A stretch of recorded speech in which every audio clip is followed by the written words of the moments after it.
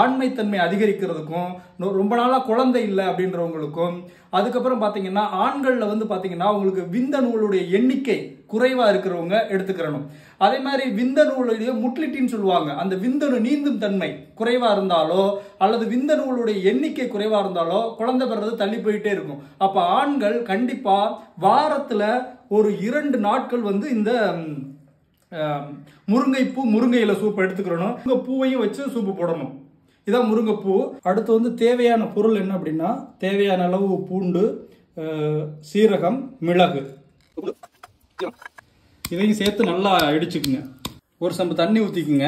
இப்போ பார்த்தீங்கன்னா தண்ணி நல்லா கொதிச்சிருச்சு. நம்ம பார்த்தீங்கன்னா இந்த இதையெல்லாம் வந்து நச்சு வச்சது எல்லாத்தையுமே போடுறோம்.